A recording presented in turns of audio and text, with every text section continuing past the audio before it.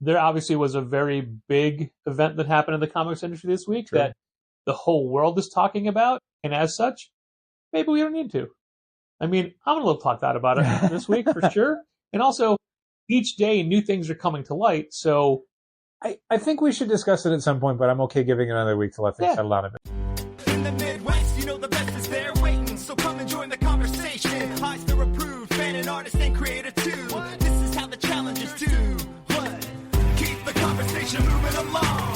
Keep reading comics, keep your local store strong. If it's hard, then it's a job for the challengers. What? Comics and conversation, y'all. From Challengers Comics and Conversation in Chicago, this is Contest of Challengers, a comics industry business podcast with Patrick Brower. Patrick Brower. Patrick Brower. Patrick Brower. Patrick Brower. Patrick Brower. Patrick Brower and W. Dal Bush. W. Dal Bush. Dal Bush. Del Bush. Dal. Del.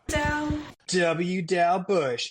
All right, Dal, I'm going to start with a question that I legitimately don't have the answer to because I left you early yesterday on your own, alone, scared, in the comic book retail wilderness. I honestly hadn't realized you'd left. Oh, that's fine. Yeah. I mean, you weren't looking at me when I was literally talking to you as I was leaving. I'm busy working. So if anybody was in yesterday, they may have noticed that we were a little distracted. We had an ambitious project to complete on a Wednesday. Mm-hmm. On a Wednesday afternoon. And that was to reconcile our superhero graphic novel inventory. Yeah, not the sort of task we would normally do on a Wednesday, but it really needed to be done kind of immediately. So we had to figure out a way to get it done on a Wednesday. There have been a couple of online orders recently where we go to fulfill an item and find out, oh, we do not have this item. And it's something we should have. Not like somebody found an old ancient tome that had been overlooked for decades. On the back shelf. Just a basic evergreen Marvel graphic novel that the system said we had one copy of, and then you go to the shelf and we don't have any copies of it. So then we have to reorder it, and we also can't fill the order that we just got in. And it makes you say, what else don't we have in this Venom section or in this Punisher section? Yeah, and then we find out there are several things in both those sections that we didn't have, and it's like, okay, well now we need to take a look at the entire section because who knows how widespread this is. So thanks to the modern day sophistication of Shopify and the specific plugins, Stocky, which is a core part of Shopify's functionality for us. Now, yeah. I mean, it was an independent program, but I think it's now bundled together with it at I think the pro level or whatever we're at. Okay. Which is maybe not pro. We're in there is a ridiculous level above ours. There is the one that Hasbro uses for their website. Yeah. And it's like, we don't do that kind of volume. We don't need that. The difference in price between what we pay, ours is called Shopify POS Plus. I think so. That's the thing. There's 3 tiers. There's a totally free one that we outgrew immediately. Yeah. And then there's the one that includes access to the point of sale, which is the one we need. Yeah. And then there's a higher level than that. It's very the God mode level. You have a concierge at Shopify sort of thing. They will help you build a site and program. The difference in price between where we are and where that one is. Literally, we got an email. On a monthly payment basis. Yeah. Oh my God. It's astronomical. Literally, we got an email a few weeks ago saying, hey, here's why you should upgrade to God mode. Uh-huh. And I thought, there's no way being in this mode could make us do the amount of business we would need to do just to get to that level to pay for it. So much less more money. The thing is, I think if you look at it from Shopify's side of things, if you're looking at the raw amount of money we make per month on Shopify as a platform, upgrading to the next level makes sense. But what they maybe don't realize or aren't looking closely enough at is the online sales portion of that is 2%. Yeah. And all of the things you're getting in the highest tier is for online sales. How to maximize your online sales for your brand. And it's I wish I could have this as a stock response to every stupid marketing email I get cold from different companies. We don't have a brand. Okay. We're not making shoes or streetwear all the time or car parts. I mean, we have whatever you think. We have a brand name and we have a brand aesthetic. But we're not selling the same stuff. Manufacturing our own product. Everybody sells. I wish to God that we were selling enough of the "My Parents Are Dead" enamel pin to require the highest tier of Shopify, business to business stuff. But we don't, and so that's worthless to us. And it certainly would not be worth any extra money. In fact, I frequently feel like the amount of money we're spending on Shopify as a platform provider includes a lot of stuff that I wish a la carte we could say, please don't charge us for this. We're never going to use it. Yeah. I think that often when we get billed from them. Uh-huh.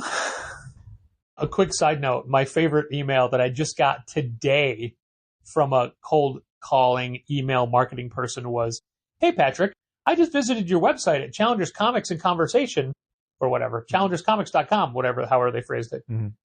And after I left, I did not get any return email. You are not capturing emails from visitors to your site, so you're not doing your job right. And I just wanted to reply back, and I didn't because I never engage. Mm-hmm. But I wanted to reply back, yeah, because I fucking hate that. Yeah, so what your email is telling us is you're offended that you weren't harassed. Yeah. I'm not going to apologize for that. I'm not going to think that I need to do that. That is not a thing I want. Like, hey, you were at our website. Come back. Uh-huh. And this is another thing that screws with a lot of the Shopify metrics, where Shopify will frequently tell us via like the dashboard when we log into Shopify's admin side, or sometimes like other sort of targeted emails, is the like, your conversion rate's real low. A lot of people come to your site and they don't put anything in the cart. And it's like, because we use Managed Comics and they come to our site to pre-order things that they then buy in our store. I count that as a very successful and financially responsible use of our website. Those people are not there to shop. They're there to facilitate other shopping later. Maybe they're just looking Get off my back. at the upcoming releases list. Get off my back. Jeez. Like because again, when you look at our metrics, then it's like, oh no, so many people come to your website and they go to this one specific page, challengerscomics.com/subscriptions, and they don't buy anything. I know. It's like, rude. well, Rude. no, because they can't. Also, working as intended. So what we were doing specifically was scanning in everything with a superhero tag, Mm-hmm. and it would immediately say, like, hey, you have, the system thinks you have 4, you scanned 4. Great. Green light. Or it would be, the system thinks you have 4, you scan 2. Or the system thinks you have 4, you scan 6. Mm-hmm. And then there'd be the fun instances where the barcodes don't match. Yeah. Which there was a lot of those. Yep. Way more than I anticipated. Yep. And then the one very helpful tool, which only happened a handful of times, Mm-hmm. was when it would give me a little yellow circle with an exclamation point, which means you're scanning this book, but it's not tagged as a superhero book. Right. So then you go in and tag it as a superhero Yeah, book. we'd set up a number of filters specifically that it needed to be a graphic novel product. It needed to not have the word subscription in the description, which would normally be something we would use on the back end for specifically like a subscription version of a shelf copy thing, which Managed Comics thankfully got away from a few months ago, but a lot of our legacy items still have it. And then it needed to be tagged with superheroes. So if it didn't match all 3 of those criteria and you scanned it, there'd be a little warning saying, look, we can track this inventory, but you kind of told us you didn't want to. And so you just go to delete it. Yeah. Okay, so my question is, we went through all the superhero graphic novels on the shelves. Yes. We went through the superhero graphic novels on the front table. Correct. And then that's when I tapped out. Okay. And then you did the 25% off graphic novels that were superheroes. And then you did the 50% off. Actually, you did 50% off first, then 25% off. Yep. And then you miscellaneous stuff around the store. Yeah, new this week. And then we had a couple things in the back room that were just extra copies that we didn't have on the floor. And was anything in like the how-to or art books counted as So that was the superhero? difficult section because you left at that point and I was really running low on time. But then the last thing you do on Stocky when you're reconciling your inventory is that there's a missed page, which basically is based on the criteria that you set in your filters. These are the things you didn't scan at all, which either means you don't have any or you missed it. And those are 2 very different things. Okay. So I had to go through that screen and figure out, okay, what... I didn't know that screen came at the end, and I'm very glad it did because I feel like that's a huge part. That's the hugest part. It's more useful when we do the comic stuff because there's so many comics that we get in relative to graphic novels for the week. Yeah. So there can be a lot of things at the end where it's like, hey, you never scanned this. And you can filter out so that anything with a 0 quantity is excluded from all of this because you don't need to tell it, yes, the thing that we have 0 of, we didn't scan because we have 0 of it. Fair. So the screen, what's left is these are things that have a quantity, match your criteria, and you never scan them. So I had to go through that. And the first thing I found was like, There's a lot of stuff in our YA section that predated the YA section that had superhero in the tag as well. So we don't untag things when they fit multiple criteria. So I had to go through the YA section and find basically all the DC ones, pull those, scan those. About half of those didn't have superhero in the tagging. Half of them did. So I would scan it and then be like, I'd scan 6 books. 3 of them have that little exclamation mark in a circle. Delete, delete, delete. Keep the other 3. And then what I eventually ended up doing was there's a thing you can do where you kind of basically you do a thing where you're tagging it and you're saying like these items zero out because I know that the books I'm looking at would have been in one of the sections I already hit. Yeah. They wouldn't be anywhere else. Yeah. So let me just zero those out. And then what I did was anything that then wasn't zeroed out and was on that miss screen, I could look at and go like, okay, I know that's in the art book section. This is probably in just skip it. Just skip doing inventory for that. Don't reset it to 0. Don't count it as checked in. Just ignore it. Like, yes, I missed it. Leave it as missed. And then you do a reconcile for everything else, which honestly wasn't that many things. So that was the ultimate point of my question. And also the fact that you only had to stay a half hour late, it's kind of great. I was burning through the rest of it, which thankfully, like if I had been more like detail oriented on it, I might have really gone through that last miss page. Yeah. Be like, let me check everywhere. But instead, by that point, I'm like, it's after 7. I still have other things during the 4-hour block that we were working on this that I did not do that I need to do. Yeah. A bunch of it, I just was like, it's not going to get done today. I'll maybe do it Sunday or I'll just do it next week, whatever. But there were things I specifically needed to do for the people working Thursday and Friday that like, I cannot skip this. I can't do it from home either. I got to do it right now. So let me just be done with this. When you brought up the idea of doing the superhero graphic novel reconciliation on a Wednesday, I'm like, yeah, we can start it. There's no way we're finishing it. But the problem with doing any inventory like that is you can't really leave it for too long. Even leaving it for the next day introduces too many new variables that could be incorrect. That even doing the task means like, okay, like doing it during store hours can still be a thing of like 3 or 4 things might be wrong that were right before this. But me doing this process in the middle of the day makes them wrong. So when people were buying stuff during the day, stuff that we had literally scanned in earlier, because I rang a couple things up, I'm like, that's so random that you're buying this. Yeah, right. How does that? I'm going to have to double check it all. Okay. I'm going to basically have to go through the in-store sales for Wednesday and then try and find anything with the superhero tag in it. Hopefully I can just surface that pretty quickly in Shopify and then have a little list and either send that to you if you've got time Friday or Saturday to just eyeball stuff and see if they're right. It's probably less than like 24 things. That's fine. But I just got to figure out how to get that info out. So ultimately, what was you said it wasn't that bad. No. Certainly way lower than I thought it was going to be based on the reason we were doing this, which was that a bunch of stuff was incorrect. Yeah. So is your conclusion, because I've not seen the data, that I can show you where to find the data, by the way. They are just let's take a look at it. Errors, or can you tell like, oh, all of these books were stolen? Well, again, there was so few things that I think the other stuff was like, I think the initial stuff was probably stolen. But I think the later stuff what caused us to do it in the first place. Yeah. But I think the other stuff, because there wasn't really a ton of stuff that was like the last thing I was looking at was that miss screen where it's like, you didn't scan any of this and the system thinks you have it. But everything I was going through was like older graphic novels or things that might have sold out of like the discount section or something. Yeah. So it's like, okay, well, I wasn't seeing like, oh, every volume of, Jonathan Hickman's X-Men are gone. Like, it wasn't anything like that. And certainly that stuff I feel like we would see more easily because you just look at the shelf and be like, why are all of our Spider-Man graphic novels gone? And that stuff wasn't. So I think it's a mixture of stuff that was legitimately stolen and stuff that just didn't get logged out correctly or whatever.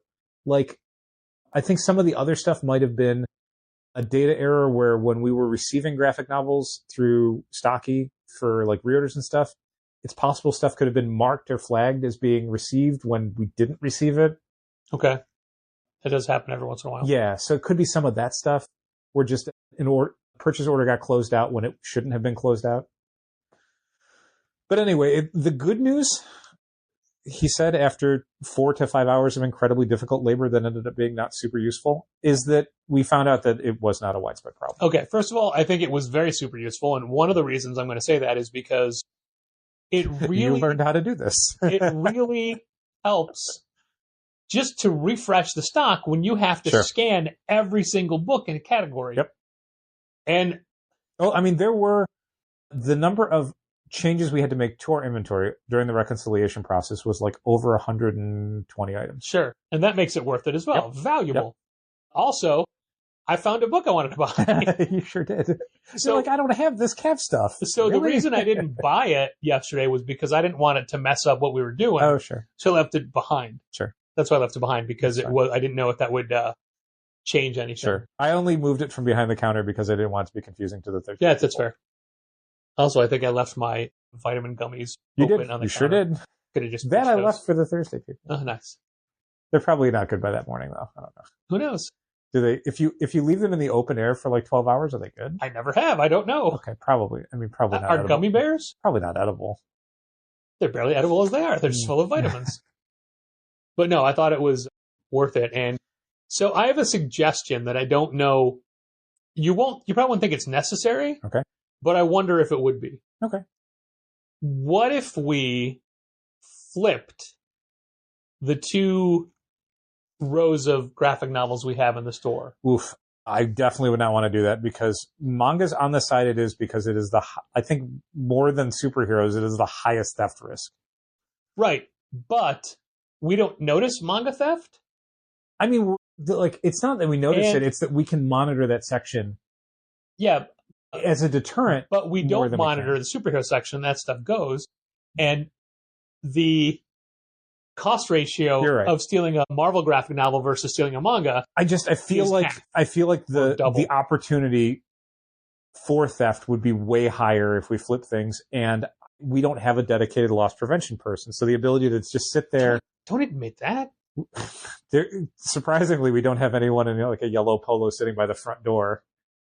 No, There's no one in the back room. a who's looking at dedicated loss prevention specialist could just be a See, mole on the floor. see, the problem is we only have 10 monitors for the 170 cameras we have, Yeah. which means they cycle You're at a rate of cycling 10 at seconds 10 seconds per per. camera. Yeah. And So- while it is on a specific pattern, With machine learning, you can monitor that and figure out the blind spots so that we'll never know. but you can't pull up. It's like, oh no, quadrant 12 camera Nope. Q, pull that up. Nope. You got to wait till it cycles through. Exactly. Yeah, I would probably not want to do it. And that's not even talking about the logistical issues of having to do that as a project, which sounds like it would be a lot of work. What if we reversed everything? What if we put 2 counters, one on each side? No, for real. Okay, I don't know. What if we reversed it? So, and I'm thinking of this right now. So where 3 we in the back, 4 in the front? Yeah. Yeah. and then put superhero right at the start by the door. Okay. And then sci-fi toward the back. So I don't know that would be a huge thing, mostly because our visibility on that side is wholly dedicated to the cameras. And there's already cameras for the superhero stuff, 3 of them, that have a pretty decent view of what's going on back there. 2 of them, I guess. So moving them up to the front, you'd only really have the middle one that can catch that, and then the far one in the back that can sort of see it. And then I'm not going to touch emails when they come in. I don't want to turn this off by accident. And then you're just at the side counter peering around, hoping for the best. So I don't know that would do a lot for security either way. It would be, I mean, I'm not against doing it just as I like moving things around sometimes. Yeah. That would be fine. But yeah, I don't know that it would do a lot for anything else. It would bring more of the manga closer to the counter. How would it affect? It wouldn't affect doing like signing tables and stuff, right? Because it's just moving the gap further back in the store. So it wouldn't, like, if it moved further up, that'd be a problem. But if it moved further back, it's fine. Okay. Yeah, I don't have a problem with it aesthetically. I don't think it's useful security-wise. Okay. Well, we'll see how many people now that they know we don't. Now have that you gave them the dedicated green light by explaining our whole operation on a podcast. Yeah. That's fine. Well, since you're talking about spinnings? I definitely was. What? Signings. Patrick, how was the Lucky Devil signing? It went very well. Yeah. And I had You decided... are rarely happy at the end of these things. And you You had... could have just taken off at the end of I these could have, but I things wanted to section. make it more specific for this conversation so that people can understand that. I would like to point out of context, 2 weeks ago or so, or maybe 3 weeks ago, after relating an event, Dal said to me, you can be happy. I think I said it on the podcast, Patrick. Did you? I think it was. People can go back a couple episodes. I remember saying it on the podcast. Okay. Anyway, so signing. But yeah, usually for signings, you are reasonably stressed out about them ahead of time and frequently uncertain as to whether or not they'll be successful. And this one, I talked to you afterwards and you thought you didn't really have any complaints about it, which I was like 5 stars as far as you're concerned. So I was so optimistic about the way this was going to go that Did you mean to say optimistic? What did I say? You said optimistic. I'm just making sure that that's correct. Oh, yeah. That's okay. Yeah, well, I mean, because of the setup I used, that is what I consider our A-list setup. Sure, anything in Sidekicks, for sure. Anything that causes me Dave, to that's CM Punk, that's disassemble sidekicks, which I had to disassemble and reassemble entirely by myself. Jeff Lemire and Tilly Walden? Yes, exactly. Yeah. So those events. So I decided early on, like, no, this is a big deal signing. We're going to treat this like a big deal signing. For sure. And especially as it turned out, we had to add an additional person in there, which would have made it really difficult to do on the Challenger sales floor on a Saturday. The joke of this is we just had Ryan Brown sign a month ago for the Here Initiative, and it was a complete waste of his time. Yeah, the turnout was not great. He was a last-minute fill-in, which doesn't help things. It didn't give us or him a ton of time to promote it. And additionally, it wasn't in conjunction with like a big launch like Lucky Devils was. Yeah. And one of the reasons I wasn't really sure what to expect was because I wasn't as happy with the Lucky Devils subscription numbers as I thought I would be. Sure. And we've had real ups and downs with stuff with Ryan and Charles, Ryan separately and then him and Charles together. Like when we were the first stop for the Curse Words van tour. And while it was a terrible weather day, the turnout was embarrassing for us. Yeah. We felt kind of shitty about it. For a big deal event. Yeah. And Ryan is a good friend and he's incredibly gracious to spend some of his professional time helping out our store in any number of ways, visible and invisible. And the problem we have sometimes though is that Ryan is so easy for us to reach out to and so generous with his time that sometimes we feel like we are making it less special for him and for his fans because they know that he'll just be there whenever. And, we may reach a point where Ryan is too big a name for us to be able to get him in. But thankfully that hasn't happened yet. It's happened with a few other people where, 4 or 5 years ago, we might have been like, hey, they got a book coming out. Let's just give them a shout and they'll come by. Now it's like, we could ask, but I don't think they're going to have the time. I don't think it's going to happen. Fair.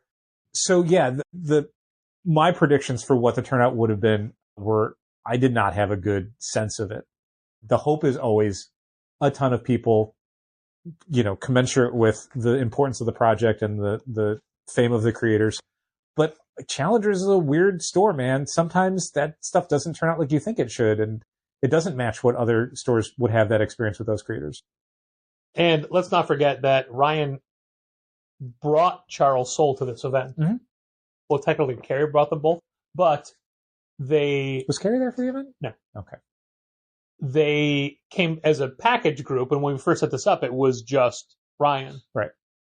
So, I mean, obviously it helped having Charles there as well. It made it significantly bigger, and I think it brought a lot of people who would maybe not come out for one creator decide like, oh, 3/4 of the creative team is there. If only we could have gotten Crank. Yeah, which is great. I mean, that's huge. I invite Crank out every December, but he lives in Cincinnati, so maybe he could have driven out for this. You should have asked. I should have asked. I know. I should have asked. Then we would have had a 4th person, but we would have had everybody. Besides the editorial, you would have had everybody. That would have been great. Yeah. Kevin, the co-colorist, he was great. I hadn't met him before, but he was. So this. Kevin Knipstein, is that right? Yeah. Knipstein? Knipstein. Silent K. Silent E. Knisley. He and Ryan went to high school together. Oh, that's cool. Yeah. That's how they know each other. Oh, that's neat. So everybody at the signing was a Michigander. Oh, that sucks. No, it's fine. I'll let it go. That's why you weren't there. Yeah. So you didn't say stuff like that to them. Exactly. People giving us their time. I mean, it helped that Ryan was sketching on anything that you bought. It's very considerate From the of him. event, Oh my but- gosh. And that was his idea. Yeah. Which we honestly pushed back on a little bit. Yeah. Because we're like, dude, it's a big volunteer ask for us to have. I So don't it's like seeing no. him have crab hands at the end of an event. But you know how much he loves having crab hands. Yeah. He just thinks it's cool. I think it's weird, but he thinks it's cool. I think he confuses that with lobster hands. No, lobster hands are sexy. Crab hands are cool. Okay. I don't want to get into it. I don't want you to either. Okay. And I think that it was very beneficial to us to have basically a $5 buy-in. Yeah. You had to buy the book from us. Not necessarily right then and there, but we sold a bunch right there.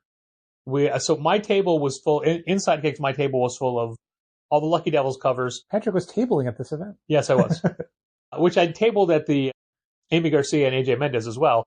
But I flipped it so I was the first person you encounter on this one. Right. Because we used the room for the line for the other signing for Yes. AJ and Amy. Yeah. So people could zigzag around. Right. And we ended it so they stopped at me and then went back and to get out.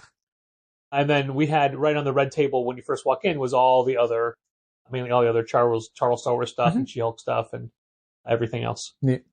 And I see they're doing a complete collection of Letter 44. Oh, is that right? Yeah. That's pretty cool. I like that more and more companies are doing those compendiums. I mean, certainly as a store, it helps us to not have to sell 4 6 volumes. individual SKUs or whatever or something. 13 volumes of East of West or Black Science or whatever. And I'm sure it helps companies as well because it means, we just have to keep one book in print. But it's also a way to refresh a property as well. Sure. Although, I love those compendiums, but we do not order in high quantities for the initial release because it's basically, the third or fourth bite at the apple. Yeah. So there's not a lot of people that we think are going to need that week one. So as much as I love them, we did not qualify for the book plate edition for the Killer Be Killed compendium because we would have had to order 10 copies. And it's somebody, I don't think so, man. Somebody else just did a book plate. I'm like, there's no way. Mm-hmm. I think it was Gromit's. Gromit's had a 1 in 20. Yeah, that's high. By 20 copies of on. And I love Gromit's. I think we will easily sell 20 copies of Gromit's. Lifetime? Oh, in yeah. a year? In the first In a year, year. sure. Not to buy it in the first week. In general, the only way that we would qualify for book plates for a graphic novel or a paperback is if it's an original graphic novel. Yeah. I don't think that there's any trade that we would order as high as they would need us to on the first order to get a book plate. I'm trying to think of anything. It's when Absolute Wonder Woman comes out in a trade, we will order a lot because I want to have it on the front table. I want to be able to hand sell it to everybody. By the time it comes out, it's probably going to be summertime. So we're going to have a ton of people coming in on the weekends. And I want to be able to go, this book, just read this book. Yeah. But am I going to order 20 for the shelf the first week? Man, probably not. That's a little high for a book that you can get at any time. One of the things that is also a consideration for these signed book plates for these books is that we have to pay for those. Mm. And for the most part, we're just eating that cost and just putting it in with the book. Yeah, I mean, that cost. A lot of those books are going to be bought anyway. That cost is 20 to 25 cents a book plate. So, I mean, you're not wrong that there's a cost, but it's also, I would consider it negligible. I don't know. I think anything that's an upcharge is not negligible. Okay. Speaking of that, I wasn't quite ready to segue into Let's this. segue into a different thing. Let's talk about the cost of running a business. People. Well, you know what? First, let me just, while we're talking about signings, let me just mention that we have 2 new signings that we've just set up. And so new that we don't even have times yet, but they are both for Saturdays in March.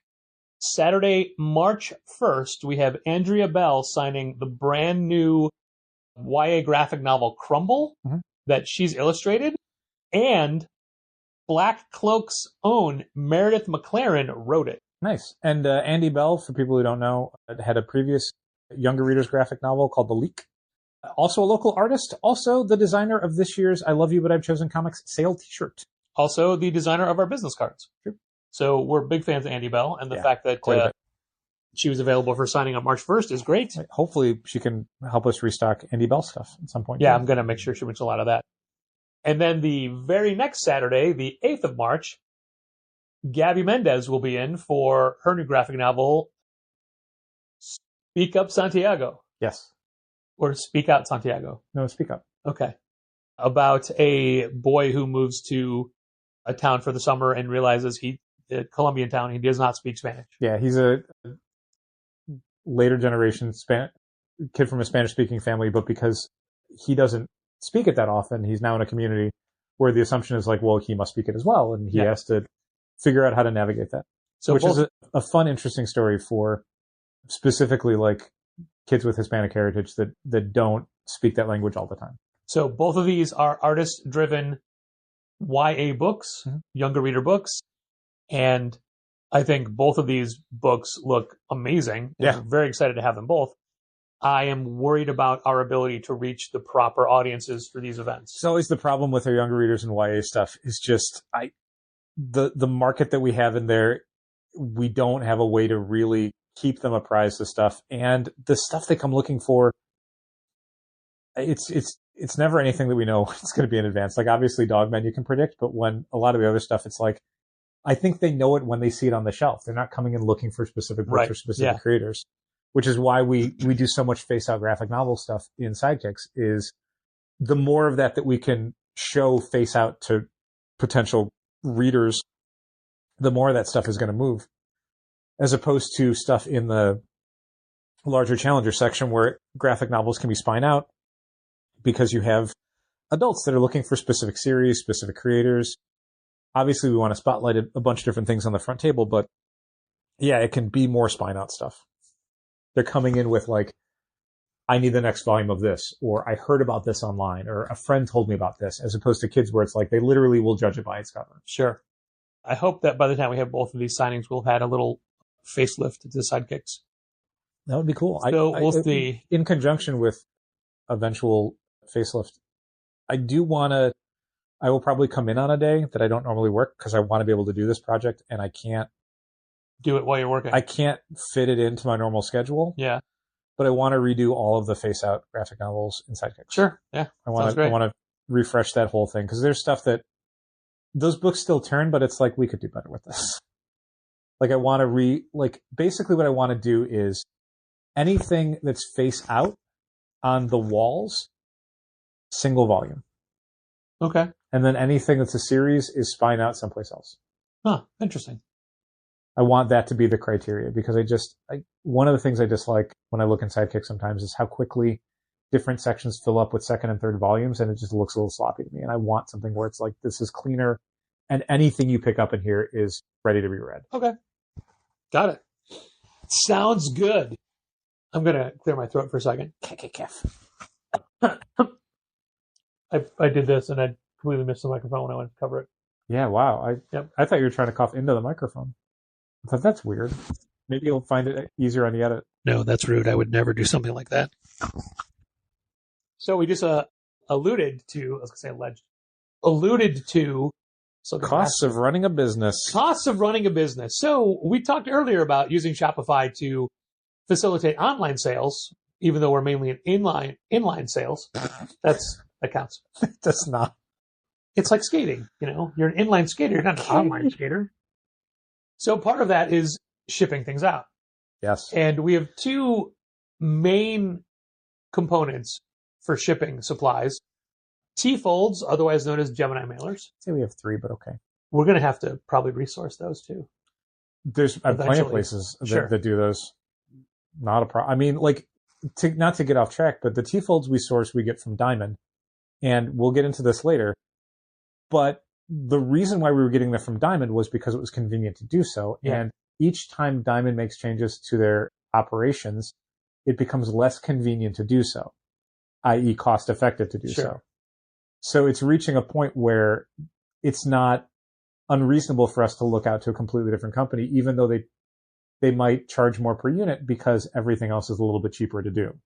You know what I mean? Well, cost effective are the buzzwords for this particular segment. But anyway, so three things. T-folds, which are just basically if you get 1 to 12 comic books or 1 or 2 graphic novels. It's a flat piece of cardboard that you fold around in a T shape to protect the book inside and then have something on the exterior to affix a label to. And then the Chicago Box Company boxes, which is for a smaller stack of graphic novels. Yeah. Boxes are 12 by 9 by 4. And that allows us to do stuff that's like distillery stuff. I usually, if someone orders it, a subscription or off the shelf, a distillery magazine anything non-comic size for one needs to go in there. If people order mixed stuff, like we had someone recently order some graphic novels and some prints. Yeah. It's like the prints go in a tube and the tube goes in the box, and then the that all tubes goes fit in the together. box? They do. Oh, nice. Yeah. That was on purpose, Patrick. Were you excited for You're those?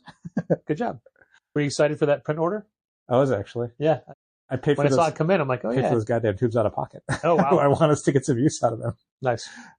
And then... So those are the two main ones. Right. And then we've got other levels. Yeah, we'll reuse larger boxes from our comic distributors when we have a substantial order that needs to go out. We have a few mail order subscribers that get their stuff once a month, and they get a lot of books. And they get books that are taller than 4 inches tall, which means we need to put them in a bigger box. And also sometimes people will place large graphic novel orders. And really anything over like 3 or 4 graphic novels is going to need the biggest box, because that's just how big the books are. And so those will go in those comic distributor boxes. Sure. Which we plan on using a lot of during the upcoming I Love You, But I've Chosen Comics 25% off sale, February 7th to the 13th. Good work. You're welcome. This is specifically talking about the Chicago box. How many boxes? Dal already gave our middle boxes, the measurements for those. And we just had to reorder some because we are just about out and we're getting ready for sale. We are indeed. And that made me do a little dive into what we've paid for these boxes since we started ordering them. And I think it was Molly who found this supplier. Yeah. So we had, when Molly had joined us back at Challengers a few years back, we had kind of pressed her a little bit on like wanting to level up our shipping, because prior to the pandemic, we would just do priority mail because it's a flat cost. Problem is also very high cost. So most people didn't use it, nor did we really have a great way with, a consumer facing database to let people buy stuff.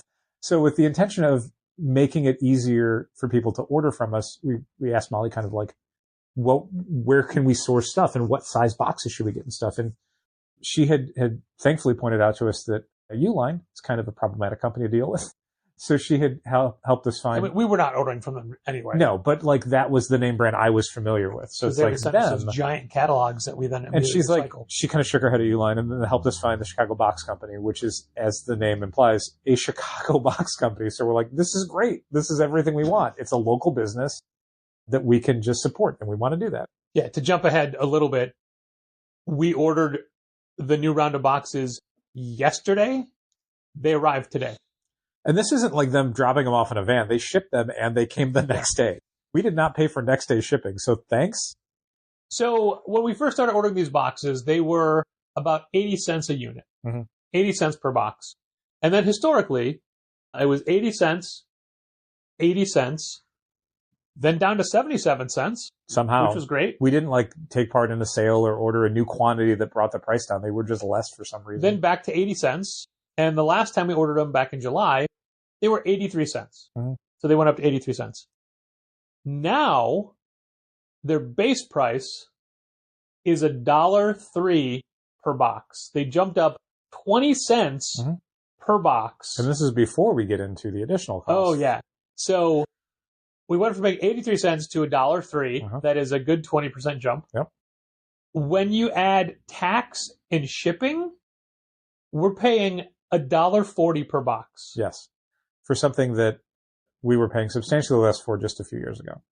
And then the boxes haven't materially changed. No, they're not like they're now made with gold leaf. They're the same boxes. It's just, they just cost us more now. That's just how the world is working. So for each time we use those boxes, we're losing, and this is, some of this is going to sound petty, but we're losing $1.40 for the box. Yeah. So this is the thing to kind of think about, to keep in mind, because I'm someone who hears about this a lot from Patrick. And occasionally I will do the thing I did a little while ago with the, it's $5, who cares, whatever.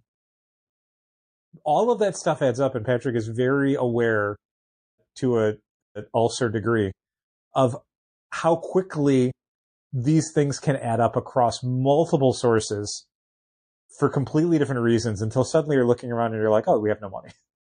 And we recycle cardboard inserts that we get from all of our distributors to use them to, lay down at the bottom of the boxes and the top of the boxes to protect we recycle all of the packing material, whether it be paper or plastic bubbles. Yep. For that, we use as much free postage supplies as we can get from the post office. But again, that's mainly for priority mail stuff. But the amount of packing tape we use per box We do. is a lot, and packing tape keeps going up in price as well. Yep. And if you like, we try to just remember and reorder the same brands. Sometimes they're out. Sometimes you just get a weird batch where they're not nearly as adhesive. Yeah, the packing tape thing has been worrying to me. And then we like to stamp each box, that two different stamps that come from us. So we bought stamps. So we bought stamps and then ink refills. And yeah, it's like saying, oh, you're gauging how much packing tape you use. Well, we're not gauging it, but we're consciously aware of how expensive it is and how often we're reordering. Right. All that stuff adds together.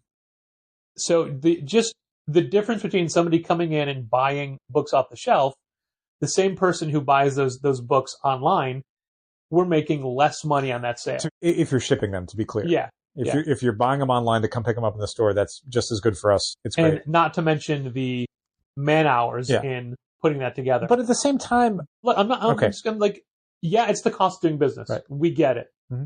It's the cost of doing business to eat credit card fees. Right.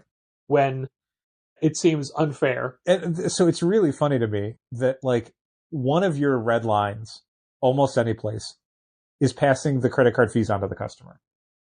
Okay, just rephrase that so you're not saying me.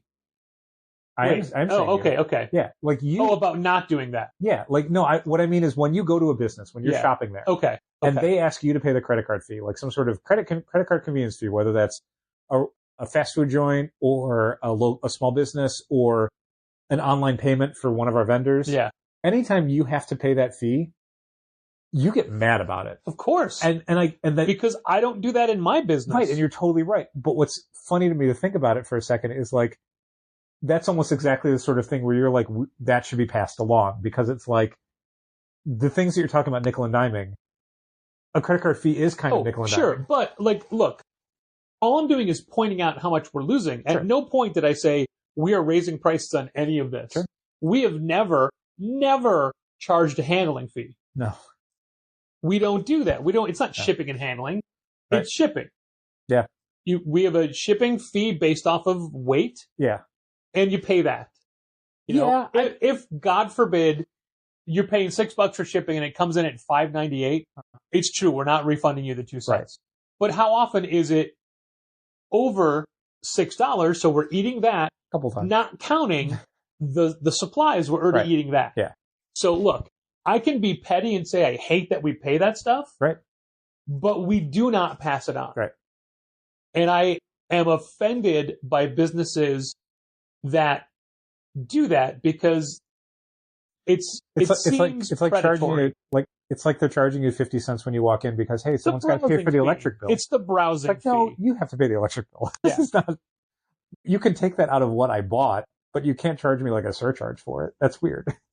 I'm walking past your store from the outside and looking in. Yeah. Oh no, I'm wasting your electricity. But slightly as a counterpoint to all of the talk of how much the materials cost is going up for shipping stuff, I gotta say how nice it is. Sometimes it feels almost like passive income to get an online order from somebody that we don't interact with. Sure. It's one thing when it's, we want right, this. But we don't do any advertising. Period. Full stop. You don't. Patrick, what are you advertising? Just the fact every podcast I'm on is an advertisement for the store. Did you mention the sale on David Harper's? Of course I did. We don't do any online advertising. We don't take out ads on I legitimately did, yes. I'm sure you did. I didn't think you were lying. It also wouldn't have been a funny joke if we don't do any online advertising through different social media platforms. Regardless of how many spam emails we get about that. Whichever ones may or may not be legal by the time you're listening to this podcast. So when people somehow organically find us to buy something that is not just the hot book of the week, it feels kind of good. It feels almost like free money in a way, because it's like, you're not just here to get, the Ultimate Wolverine that sold out at your store or whatever. And you're not buying something because you're a normal customer and this is just the next thing. Like when it's someone from a state far away and they decide to get a couple graphic novels, I'm like, God damn, like this is what this is all for. All of the work we put into for the online sales, the Shopify platform, all the materials, etc. To have just some random person in Montana be like, yes, I do need that DC graphic novel, your Atlantis Chronicles Deluxe Edition hardcover. Like, great. Love it. Awesome. Glad you found us. Happy you did. Yeah, so that always feels real good. Now, I wasn't looking directly at you while you were talking. I know. Because I'm aware. I've discovered something in my notes that, for the love of God, I cannot read. Yeah. So I'm going to pass this over to you. I just underlined it. It's the first thing under red. Gareth something rocks. I have no idea what that says. And I wrote that earlier as something I wanted to talk about. And it is not triggering anything in my head. Oh, I got it. I got it. No, I got it. This is for Gareth at Monkey Rocks Comics. An email to say that we didn't mention him in the patron shout out recently. And the reason is, and he says that he double checked it's still active. Mm-hmm. The reason is because now every month I check the active patrons and it told me his turned off at January 1st. Oh. So I will go back in and double check to see who that was. So if now he's getting a bonus one. Yeah. Well, that's why. Well, it's not a bonus one. He should have gotten one last time. So just trying to make up for that. Okay.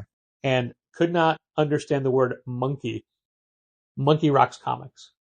So yeah, there you go. That's what that note was. You thought it was Gareth, some last name Rocks. Like this person I knew rocks. It wasn't. Like honestly, I'm like, it can't be Gareth Marenghi. No, right. That's my first thought, and then I just was like, the letters don't. Not even for sloppy writing do those letters add up. So all I'm saying is, I hate that costs are skyrocketing when you're not getting any other benefit from you. Mm-hmm. I hate the fact that the storage facility to be clear, we got rid of our discount. We didn't start charging people more. I just want to. Yeah, exactly. And we explained all that last week. We did not raise our prices. Right.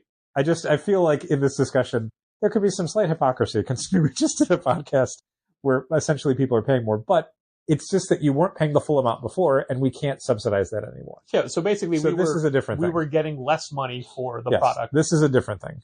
The storage locker we use goes up every 9 months in stupid levels. And they don't add more inches to how wide it is. Exactly. You're not getting any more value. In fact, I'm getting less value because the light over our unit burned out, and they haven't replaced it in months. Jesus. So where's my visibility? It's like they're incentivizing you to move to a smaller unit that has working lights. Exactly. Thank you for that. Who knows if they have working lights? And costs are rising everywhere. Yeah, huh. So, yeah. Anyway. Yes. I mean, I don't know if this is something you want to talk about, but we got a notification from one of our distributors that our discount for one of our major publishers is being recalculated and thus lowering. So basically, not right now, but for 2026, our image discount is going to drop. Which, let me step back a bit. So what most... First, the earth cooled. So then there were dinosaurs. Some distributors have a fixed discount. Everyone gets the same amount. It's just what you get. When we order Which is a new thing in the industry that didn't happen. So it's largely the book trade, I was going to say, because most of the book distributors we deal with, they just have like a basic minimum to send out an order, and then the discount is just pre-negotiated. You get that for that publisher as long as you're ordering that publisher stuff. So like when we order Penguin Random House, the discount we get is kind of the discount everybody gets for those things. What Diamond and Lunar have always done is your discount is calculated based on what you spent in the previous cycle. So for Lunar, it was calculated off of the previous year's sales. You would get a little notification at the end of the calendar year warning you that the discount is going to get recalculated at the end of the year. So if you want to order any more merchandise to bump up to a tier or make sure you retain your current tier of discount, this is the time to do it. The slight caveat with that is for Image at Lunar, it was for the full year. For DC at Lunar, it was a monthly average calculated at the end of the year. So we got a notification, I think, yesterday that now that 2025 has started, in 2026, Image is going to be recalculated on a monthly basis in the same way that DC is done. Which, normally, fine. Yeah, fine. You're just recalculating it a different way. I get it. That's fine. The problem is in doing so, they're also adjusting the tiers. And if we spend the same amount in 2025 as we did in 2024, where at the time we were getting the highest image tier easily, we now drop down to a mid tier and we are losing several percentage points. We dropped 2 discount. levels and 3.5%. Yeah. And we would have to I think it's 3 or 4 times what we're ordering right now per month To stay the discount we're at. to get the current discount, which is not feasible for us. And here's the thing. We are, I think, a pretty good image account. Yeah. We order what I think is a lot of stuff. Again, we were hitting their top tier discount in 2024 with ease. We were in no danger of losing it. By mid-year, we had already capped out on it. So it's frustrating to see that recalculated in a way where they're basically saying, hi, everybody, you're going to pay more for all these books now. That sort of sucks. And it also was not communicated to us from Image. It was communicated to us from Lunar. But the thing is, I don't know if Lunar is the one that sets those discounts. I think Image is the one that tells them, here's what the discount structure should be for your clients. If it is Lunar doing it, thanks. And if it's Image doing it, thanks, and you probably should have told us yourself. I think they didn't realize how much they'd be giving away, which is possible. Maybe. Again, if it's Image doing it and you need to do this for whatever reason, I think it's speaking as someone who had to reach out to his customers and explain to them how the discount structure was changing. A little transparency goes a long way. I think being able to communicate to them, hey, here's why this is happening and whatever. But to just have it be by the way, starting next year, you're going to have to give us more money to get the same discount is I don't love that. Yeah. I don't love that. Fair. That's fair. Feels not great. And it's especially frustrating because, again, we are what I consider a very strong image supporting store. And if we can't hit those levels, you're basically saying the top 2 levels are the Midtown tier. Yeah. You might as well just call it the Midtown tiers. Yeah. And I mean, I don't know if the chain's calculated per store or for the whole chain. I mean, if it's the whole chain, if you're getting it through one location and the locations are then being split up internally, that's fine. But if it's every individual store accumulates for your one discount, it's I don't know if that's fair. But regardless. It's comics, Al. Fair's got nothing to do with it. Regardless, I know a lot of stores are going to be losing a lot of money on carrying Image stuff going into 2026. And to have that just be an email from the distributor when you're kind of an exclusive / brokered publisher, it's I feel like you could have told us that. I get enough emails from Image in a given week to know that they know my email address, Yeah. Not hard to get hold of. I read those emails. I want to talk for a second about Cleanvoice, and this is not a paid advertisement. Okay, you said it in a way where it sounded like it was going to be Cleanvoice is the service I've been using to edit this podcast, and they give me statistics of each episode. Really? And I'm gonna read out from last week what they told me, and this just goes to show you how I don't understand what's happening. Is that how many times I mispronounced a word? No, but it's close to that. Mispronounced a word? So, last week's podcast, just the bit we recorded here in the podcastatorium, not the car stuff, certainly not the car stuff that didn't record at all. It doesn't have statistics for the thing it didn't record? Right. Weird. It's weird, right? So, there were 136 filler words. Like ums and ahs? I'm just telling you what it says. Okay. There's no definition for what a filler word can be? I'm sure if I went looking it up, but it doesn't say. 909 breaths. I do breathe a lot. Yeah, it did bugs the shit out of me. Can you breathe less? It's an autonomic process. 20 stutters. Okay. 24 mouth sounds. Was that one right there? Stop it. Stop it. It's editing it out. No one can even know what I did. Are you volunteering to do another ASMR, Dell's ASMR comics? Oh, wow. Is that what it was called? Yeah. Well, it changed because there was concerns that Dal Reads You to Sleep would be saying that the book you were talking about is boring. Oh. So, and since you did How about just Dal's bedtime story? That's fine. Okay. Fine. Do another one of those. Does someone own bedtime stories? Can we not call it that? They don't own Dal's bedtime story. I hope not. I don't check all the websites, We'll call it Dal's bedtime story. Singular. Anyway. 600. Oh, that was probably going to be highlighted. 630 seconds of dead air. 10 minutes of dead air? So that's the thing. I don't think it cleans any of this stuff. It just tells us it's there. No. Because the length of what I put in and the length of what it spits out is only ever off by like a Didn't you have minute. to get up in the middle of the podcast last time? I edited those together. Oh, okay. I didn't know if you stopped it or you just left it running. No, I stopped. No, I stopped. Okay. Yeah. It was because that would be it. Last week's podcast was actually 3 sections pieced together. Oh Lord. I know. Also, last week I let it clean the theme song as well. Mm-hmm. Like, there's a music option, and it did cut off part of it. Yeah. And there was also, because it cleaned part of you in the car, and it ended on you saying something that I could not decipher because it cut you off. Oh. And I heard from Todd Allen that it tends to sound like it speeds us up at points. And he said, if you're not a regular listener, you'll probably never notice it, but it just seems a little bit off at certain points. A little artificial. Yeah.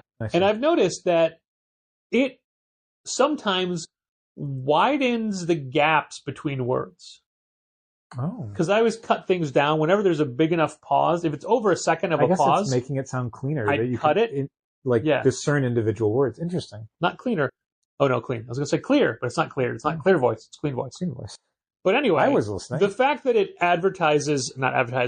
analyzes 630 seconds of dead air, but leaves it in.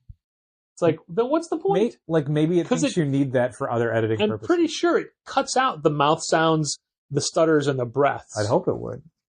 Because isn't that what you're paying for? Yeah, and that's the kind of stuff that I got really good at editing by sight. Yeah, the little jumps in the sound line. You're like, all that stuff is gone. That's an But now I don't even look for those anymore. Also, I just made a little noise. Mouth noise. All the mouth noises. Yeah. Okay, so smack your lips and then say mouth noise. Mouth noise. I don't really smack them. I don't smack my lips a lot. I think they're too dry. Okay, you do a thing all the time. That's you do it a lot. Yeah, probably. So anyway, the reason I was having you say mouth noise after is I wanted to hear, like, when people will listen to this, right, if they just hear you say mouth noise and there's no noise in front of it, the problem we'll know it got edited I out. have right now in the season is it is so dry. A, it's killing my hands. A, like your humor. B, your hands. And B, like I feel like I have no moisture in my head. My nose is very dry. This glass of water you had at the start of this is now just just gone. It's a very cold, dry season, and the artificial heat and stuff is not making it easier on me. Okay, so to finish this episode off, last week I mentioned that there was something I read and I forgot what it was. And now I read a bunch of stuff. Did you say to finish this episode up? Yeah. Okay. And that's what I remembered everything I've read this week. So last week, what I wanted to point out, and it's good that I waited because I read issue 2 this week, Out of ALCATRAZ. From Oni. Christopher Cantwell writes it, and Tyler Crook paints it, and it is straightforward crime drama, an escape from Alcatraz story. Love it. Time period, set, obviously, when Alcatraz was a going concern. When you could be a prisoner and escape from it. Real good crime drama. The first issue is double length. The second issue, they keep going. Big fan of it. Cool. Liked it a lot. That was real good. And that I forgot the name of it. I forgot what it was last week. When the prisoners escape from Alcatraz and they land on the shore of San Francisco. San Francisco, right? Yeah. Do they immediately say, "Welcome from the Rock"? No. Sorry. Is there still time for them to put that in? They keep their voices down so they don't get caught. Do we have to see that? I can't remember. This week I also read Godzilla Heist #1. And it's similar in concept to the idea of the Vault book Kaiju Score. But this is basically a guy that futuristic story, a little bit future technology based. A guy who's a master criminal or a master thief because he has learned how to control Godzilla's rampages to cause distractions. Oh, good idea. But there's way more going on. It's a real fun story. Art's a little rough. Yeah. Was not crazy about the cover art. Good premise. Which is the interior artist. I read Zatanna #1, written and drawn by Jamal Campbell from DC. Yep. And gorgeous book. Former Superman artist Jamal Campbell, former Far Sector artist, former Naomi artist. Naomi was the big book. It was his first big book for sure. That was the breakout book. And then did Far Sector and came back into the Naomi season 2 when they were doing the short-lived CW TV show. When the recent Zatanna series that just wrapped up, which was called Bring Down the House. was a Black Label book, Correct. non-continuity. This isn't, well, it's, I mean, Black Label technically is all non-continuity until they use it in the main series. And then, like, basically, I think one of the ways that they originally described Black Label is something like, Dark Knight Returns or something, where it's technically. Yeah. But then if they end up utilizing some of that stuff, that would maybe be like, well, now it counts or whatever. But this new Zatanna series is all in. Yeah, it is specifically DC Universe. Yeah. It is the Zatanna that's been showing up in books like Superman semi-recently. And it is. As opposed to Bring Down the House, it was more of like a new origin take on the character, non-continuity, until someone who's doing a monthly title says, yes, the stuff in Bring Down the House is now canon to the universe. Sure. There you go. But the point is, this new series is part of the All-In initiative. It'll have set that firm in the cover DC with universe. like, on the back. And it is just a straightforward Zatanna magic story. Real fun, gorgeous. Yeah, it moves at a good clip. One of the things that I had a tough time with Bring Down the House, which I did end up really enjoying in the end, was that the start is kind of slow. This is very much like established Zatanna doing magic stuff. There is a mystical supernatural threat, and she has to face it. Yep. It's good stuff. And the art's great. Really good. And then we were given the first 5 issues of the new Image book, Assorted Crisis Events by Dennis Camp. Mm-hmm. And I forgot the name of the artist. The art is real good. Real good. Not in a Jamal Campbell way, but like definitely a selling point for this. Sure. And it is an anthology book that lives in the same universe as itself, where everything is more self-contained issues, but more connected than you think. Very much akin to Ice Cream Man, if you will. I think that's a good comparison. He had 2 log lines, and it was based off of the audience. Mm-hmm. So, like, Crisis on Infinite Earths meets, I forget what, and then Black Mirror meets something else for the younger people. I think the easy way to think about it is like sci-fi Ice Cream Man, basically. Yeah. Where Ice Cream Man is doing more horror stuff, this is doing sci-fi stuff. There's a crisis that happens every time, every issue. I read that the first issue is 2-3 times length. I don't know. It's very, very long. Self-contained story, real good. Cool. And like I said, he gave us the first 5. I haven't gotten through 2 through 5 yet, but from the cover, I wasn't interested. Sure. Immediately from reading it, I'm like, oh no, I like this a lot. That's great. Image stuff can be tricky that way, especially with creative teams you're not really familiar with, or stuff that is kind of rides the line of different genres, where you kind of have to give it a chance, more or less. And that's what retailers are for, is we give it the chance, and then we tell you, no, this one's good or this one's not good, to help you understand. Again, this one's sci-fi Ice Cream Man. So if you read Ice Cream Man and you like sci-fi stuff, you're going to like this. If you don't read Ice Cream Man, you don't need to know what that is to enjoy Assorted Crisis Events. But it can help sometimes people understand. Sure. Oh, no, I know. But I'm like, I just don't want it to be a qualifier. Of course. So those are the PDFs I've read this week. And Dal had pointed out, just when I brought this up, that that's all we're going to talk about. Yeah, this episode is rounding down. There obviously was a very big event that happened in the comics industry this week that the whole world is talking about. And as such, maybe we don't need to. I mean, I'm going to talk about it this week for sure. And also, each day new things are coming to light. So I think we should discuss it at some point, but I'm okay giving it another week to let things settle down a bit. Well, because you know what? There's stuff that literally happened like today. Yeah, well, literally today. Yeah, and stuff that happened yesterday that basically one side's like, this is what's happening. The other side's like, wait, what? And the first side is like, no, here's what's happening. And then the second side is like, okay, well, here's what's happening here.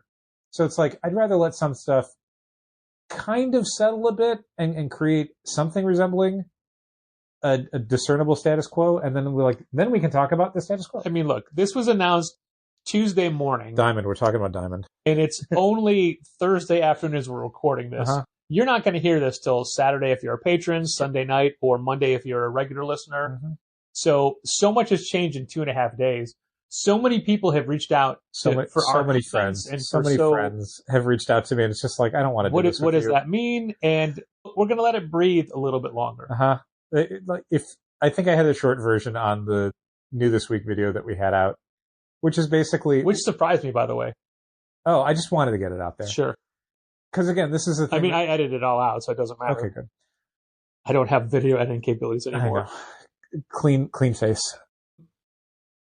For us, it doesn't really have much impact. We barely utilize Diamond, and really only for non-comic material. The only comics we get from Diamond are the things that they have exclusive rights to or no other distributor is carrying. Anything that we can source from another distributor, Lunar, PRH, even some book trade people, we do. We diversified away from Diamond a while ago. So anything that's currently happening with Diamond sustainability day to day is not really going to affect us.